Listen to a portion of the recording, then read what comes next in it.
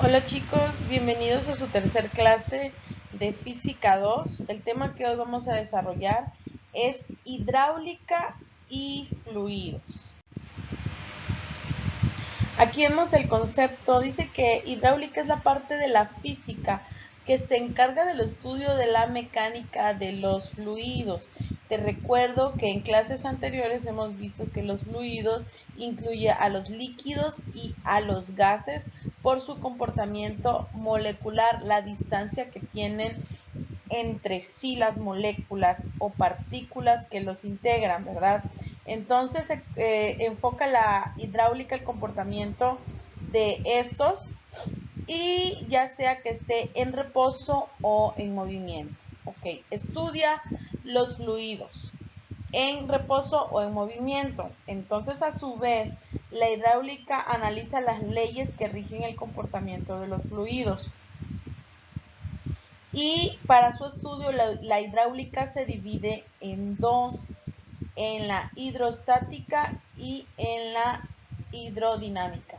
La hidrostática estudia los fluidos en reposo y la hidrodinámica estudia los fluidos en movimiento. La aplicación de las leyes de la hidrostática ha servido como base para la construcción de sistemas hidráulicos, por ejemplo, el gato hidráulico, la prensa hidráulica, los cuales hoy son herramientas útiles que facilitan la realización de muchas actividades. Y el estudio de la hidrostática se fundamenta en los principios fundamentales de Pascal, de Arquímedes y de Bernoulli. Recuérdalo y no lo olvides.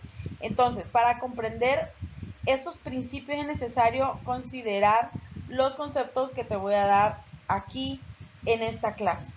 Por ejemplo, imagínate, ¿por qué no se rompe un globo en una cama de clavos? O bien una persona, ¿por qué no se lastima cuando está en una cama de clavos? ¿Alguna vez has visto este experimento?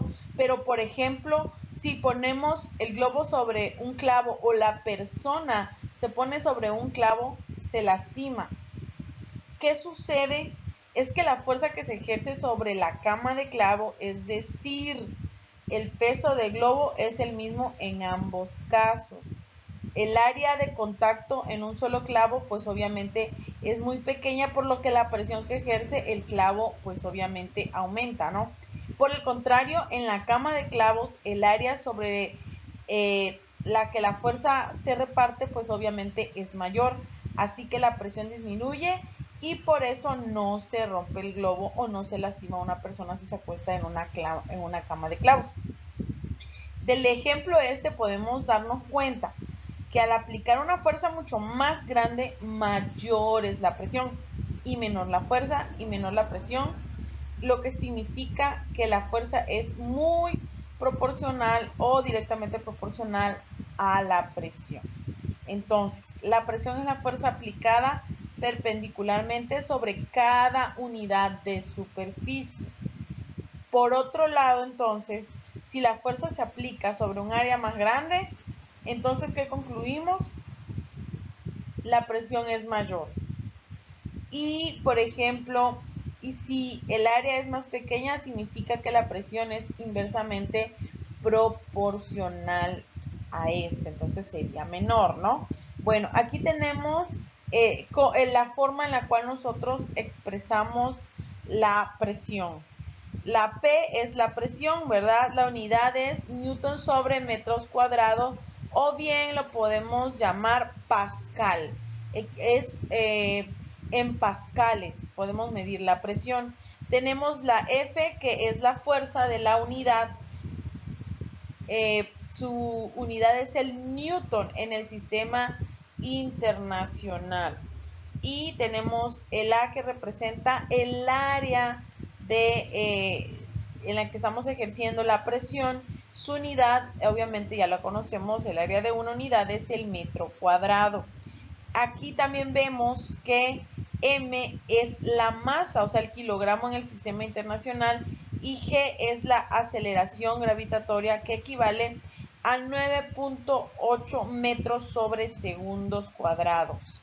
Aquí tenemos, ¿verdad?, la representación de la presión. Presión es igual a fuerza sobre área.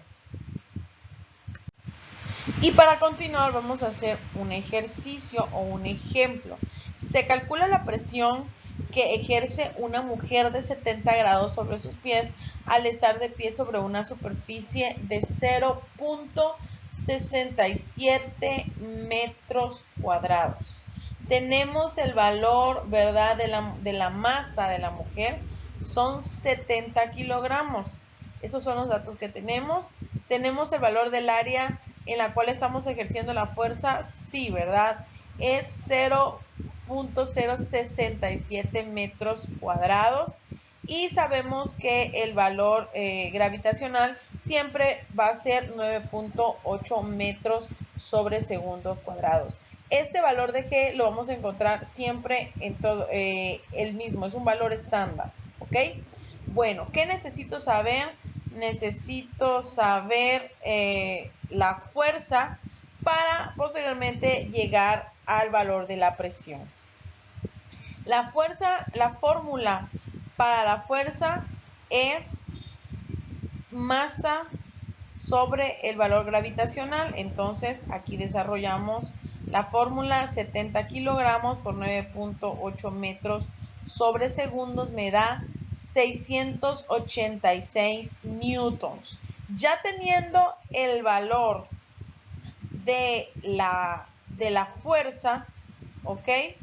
Vamos a sacar el valor de la presión. Me está indicando en la fórmula, en lo que he aprendido en esta clase, que la fuerza es proporcional, ¿verdad? Perdón, la presión es proporcional a la fuerza sobre el área. Entonces tenemos el valor de la fuerza, sí, 686 newtons sobre el área que me fue dada como dato al principio del planteamiento del problema, que es 0.067 metros cuadrados. Hacemos la operación, hacemos la división y me da una cantidad de 10.238.8 y su unidad es el pascal. Newton sobre metro cuadrado me da pascal. Así que la unidad de la presión siempre le vamos a poner pascales. En conclusión, decimos que la presión que ejerce la mujer es 10.238.8 pascales. No olvides realizar tu actividad y entregarla en tiempo y forma. Cualquier duda o aclaración puedes consultar.